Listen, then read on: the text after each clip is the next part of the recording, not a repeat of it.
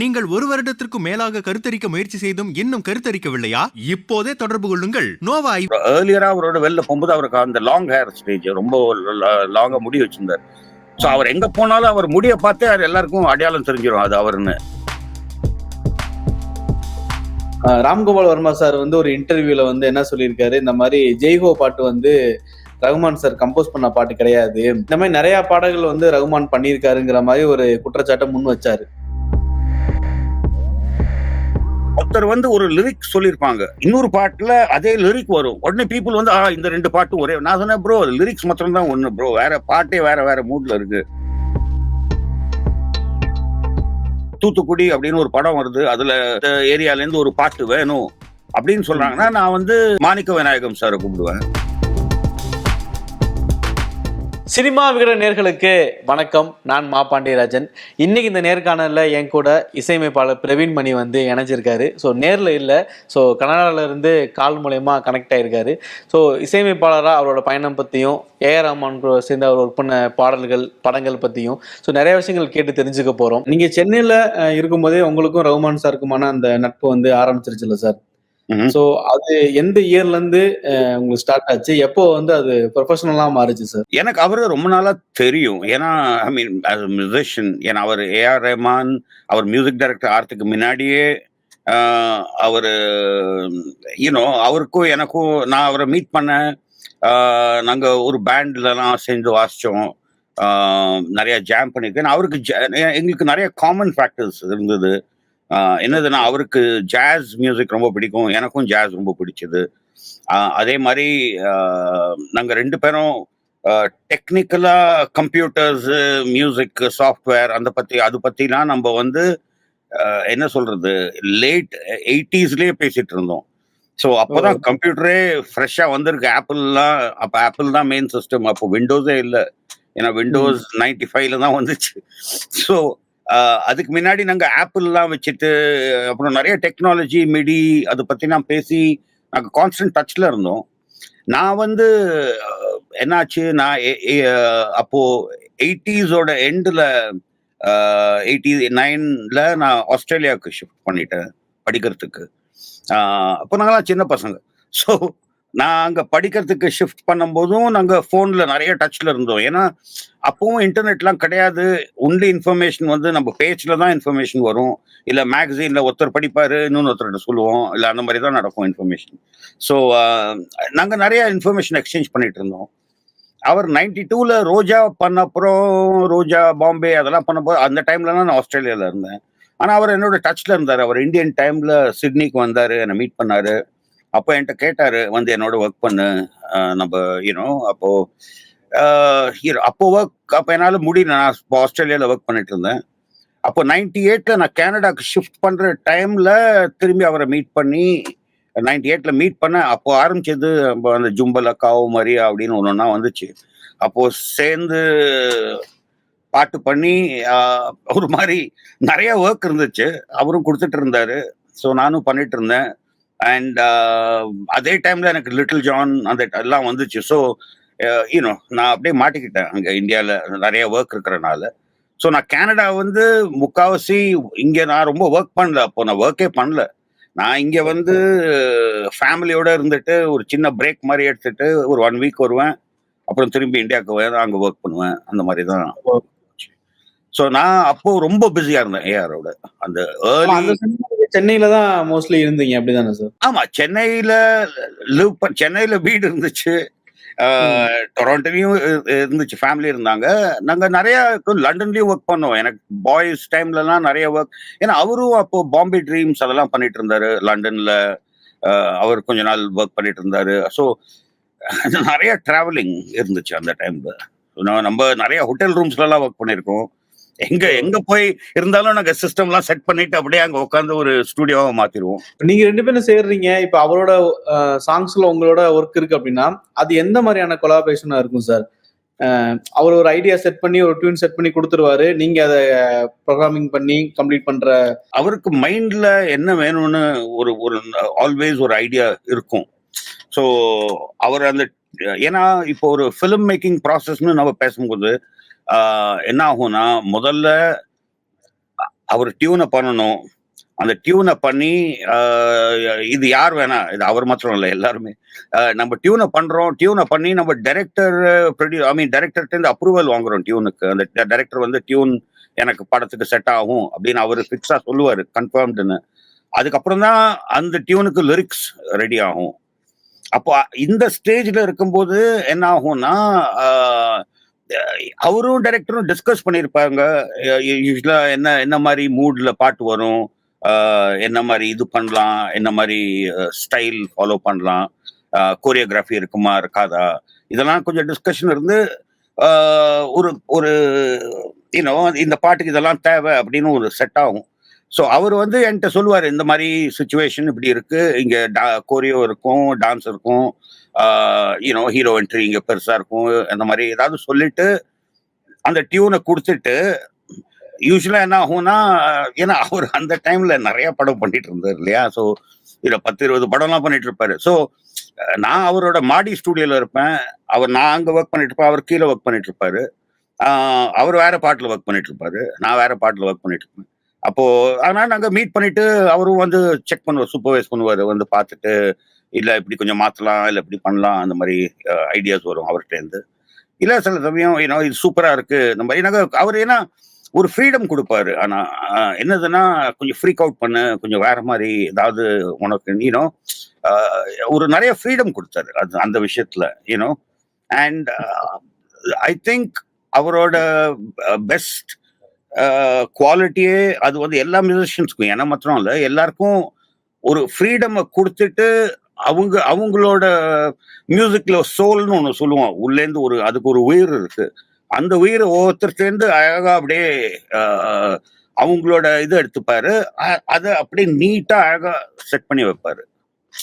So and அவர் நம்ம கொடுத்ததையும் சில சமயம் அவரும் ஆட் பண்ணி கொஞ்சம் மாத்தி அதெல்லாம் கூட பண்ணுவாரு. ஸோ அவருக்கு ஒரு ஐடியா இருக்கும் என்ன வேணும், அதுக்கு தகுந்த மாதிரி தான் அவர் ஒர்க் பண்ணுவார். அதே மாதிரி வந்து நீங்க இப்ப பாய்ஸ் படத்தை பத்தி பேசுனீங்களா சார்? ஸோ பாய்ஸ்ல வந்து அந்த ஐயப்பன் பாட்டு வந்து நீங்க கம்போஸ் பண்ணதுதான் அப்படின்னு சொல்லி ஒரு தகவல் இருக்கு. அது அவரு புக்லயே அவரு ஐ திங்க் ஆமா அவர் தான் எனக்கு கம்போஸ் பண்ண சொன்னாரு.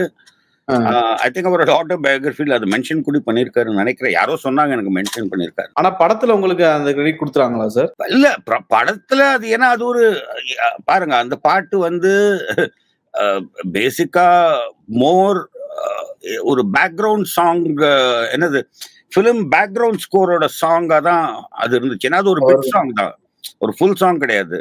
அது ஒரு சீனோட வந்து ஆமா கேசட்ல அந்த பாட்டு இருக்காது. ஆமா, ஸோ அந்த கன்ஃபியூஷன் இல்ல அந்த பாட்டு. ஸோ அது படத்துல அந்த பாட்டு நல்லா போச்சு, அதுக்கு ஒரு நல்ல ஒரு இது சங்கர் மாதேவன் பாடினாரு, அது ஒரு நல்ல வைப்பு, வாலி சார் லிரிக்ஸ் எழுதினாரு. அது ஒரு என்ஜாயபிள் எக்ஸ்பீரியன்ஸா இருந்தது சங்கரோட பண்ணும்போது. ஆனா அது யார் கிளியரா என்கிட்ட சொல்லிட்டாரு, பிரவீன் நீ இது பாத்துக்க, அவர் கொஞ்சம் பிஸியா இருந்தார் அந்த டைம்ல. அப்புறம் இது ஒரு சீன் தான், ஏன்னா அதுக்குள்ள எல்லா பாட்டும் ரெடி. ஏன்னா நான் மெயின் சாங்ஸ்லேயே ஒர்க் பண்ணேன், பிரேக் த ரூல்ஸ், இல்ல கேர்ள் ஃப்ரெண்ட் வேணும், சாரிகாமே, இந்த சாங்ஸ்ல ஆல்ரெடி நான் ஒர்க் பண்ணி எனக்கு நிறைய இன்வால்வ்மெண்ட் இருந்தது மெயின் சாங்ஸ்ல. அண்ட் அதெல்லாம் ரெடியா இருந்துச்சு. ஸோ நம்ம பாட்டுக்கு இது ஒரு ஜாப் மாதிரி தான் பண்ணி முடிச்சிட்டோம், அவ்வளவுதான். பண்ணி முடிச்சுட்டு போயிட்டு இருக்கணும். அப்படி வேற என்னென்ன படங்கள்ல சார் இந்த மாதிரியான உங்களை கம்போஸ் பண்ண சொல்லி நீங்க, இல்லைன்னா அந்த அந்த அந்த பாட்டுக்கான அந்த டியூனோட ஐடியாவே உங்களோட ஐடியாவா இருந்த பாடல்கள் வேற என்னென்ன சார் இருக்கு? அப்படி பாருங்க, இப்போ என்ன சொல்றதுன்னா, ஒரு ஃபிலிம்க்கு ஒரு காம்போசிஷன் நடக்கிறது டைரக்டரோடனா, நம்ம அந்த சாங்கை ஒரு பாட்டை கம்போஸ் பண்ணி நம்ம டைரக்டர்கிட்ட காட்டுறோம், அவர் அந்த டியூனை ஓகே பண்றாரு, அதுக்கப்புறம் தான் லிரிக்ஸ் ரெடி ஆகுது. ஸோ அதை பொறுத்த வரைக்கும் அதுதான் சாங். ஓகேயா? இப்போ டைரக்டர் வந்து இப்போ அந்த டியூனை ரெடி பண்ணி அதான் அவர் எதிர்பார்க்கிறாரு. ஸோ அது என்கிட்ட வரும்போது நான் டியூனை மாற்ற முடியாது, ஏன்னா அவங்க டியூன் பாடி இருக்கும், அங்க அந்த டியூன் என்னதோ அது ஒரு இதர் ரெஃபரன்ஸ்ல இருக்கும். சில சமயம் லிரிக்ஸும் ரெடி ஆகி லிரிக்ஸோடையும் டம்மி வாய்ஸ்ல கொடுத்துருக்காரு. ஸோ நிறைய ஃபார்மேட்ல வரும் அந்த டியூன் வந்து. சில சமயம் ஏஆரே டியூனா பாடி இருக்கும் என்கிட்ட. ஓகே, இல்லைன்னா சில சமயம் யாராவது ட்ராக் சிங்கரை கூப்பிட்டு அந்த டியூன் அவங்க பாடி இருக்கலாம். வேற ரேஞ்சு இல்லை ஃபீமேல் சாங் அந்த மாதிரி இருந்துச்சுன்னா. சில சமயம் அதுக்கு லிரிக்ஸும் ரெடி ஆகி லிரிக்ஸோட வரும். சில சமயம் நான் ஃபைனல் சிங்கரோடைய ஃபுல்லா ரெக்கார்ட் ஆயிருக்கும் பாட்டு. ஆனா என்ன ஆகும், டைரக்டருக்கு வந்து இதை வந்து வேற ஏதாவது மாற்ற முடியுமா, ட்ரை பண்ண முடியுமா அப்படின்னு கேட்பாரு. வேற பீட்ல இல்லை ரீமிக்ஸ் பண்ணல, வேற ஸ்டைல்ல பண்ண முடியுமா.